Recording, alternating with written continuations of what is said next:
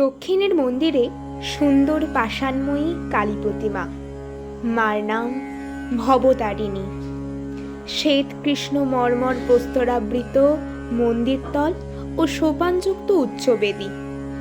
বেদীর উপরে রৌপ্যময় সহস্রদল পদ্ম, তাহার উপর শিব সব হইয়া দক্ষিণ দিকে মস্তক, উত্তর দিকে পা করিয়া পড়িয়া আছেন। শিবের প্রতিকৃতি শ্বেত প্রস্তর নির্মিত।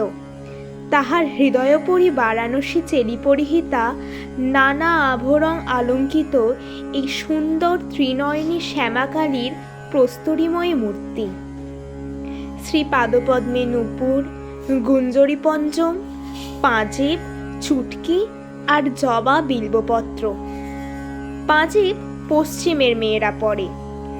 পরমহংসদেবের ভারী স্বাদ, তাই মথুরবাবু পড়াইয়াছেন।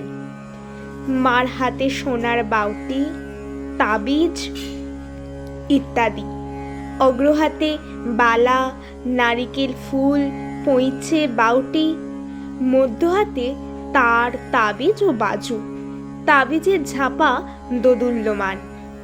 গলদেশে চিক, মুক্তার 7 নর মালা, সোনার 32 নর তারাহার ও সুবর্ণ নির্মিত মুন্ডমালা।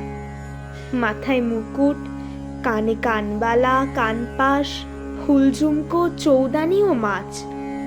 নাসিকায় নথ, নোলক দেওয়া। ত্রিনয়নীর বাম হস্তে নৃমুণ্ড ও অসি, দক্ষিণ হস্তদ্বয়ে বরাভয়।